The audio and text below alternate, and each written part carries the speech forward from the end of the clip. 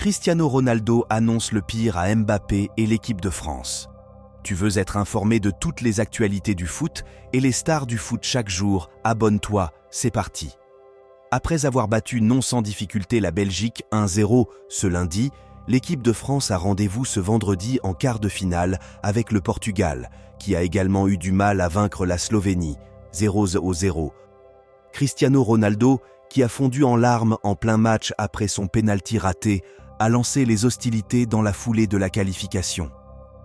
C'est l'heure des retrouvailles. Victorieux en demi-finale en 1984 et en 2000 et battu lors de la finale 2016, les Bleus vont de nouveau croiser la route du Portugal en phase finale de l'Euro ce vendredi, en quart de finale.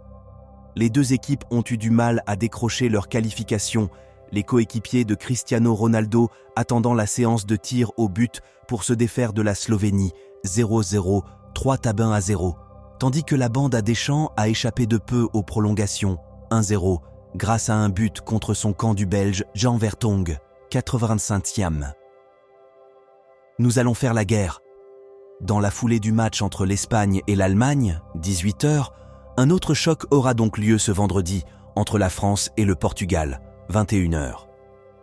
Interrogé après la qualification de son équipe par RTP, Cristiano Ronaldo a annoncé la couleur à l'équipe de France. Nous allons avoir un match difficile contre la France et nous allons faire la guerre. C'est un sentiment de tristesse et de joie à la fois. Cristiano Ronaldo espère vivre une soirée plus apaisée ce vendredi, lui qui a craqué sur la pelouse de Francfort, en larmes après avoir manqué un pénalty à la 105e minute. La tristesse initiale et la joie finale, c'est ce que donne le football, des moments inexplicables, c'est ce qui se passe, c'est justifié le Portugais au micro de Sport TV, relayé par RMC. J'aurais pu donner un avantage à la séleção, je n'ai pas pu. Pendant l'année, je n'ai pas raté une seule fois, et, quand j'en avais le plus besoin, Oblak a sauvé. C'est un sentiment de tristesse et de joie à la fois, mais le plus important c'est la qualification, l'équipe l'a mérité. La Slovénie a passé presque tout son temps à défendre, félicitations à l'équipe, en particulier à notre gardien qui a réalisé 3 bons arrêts.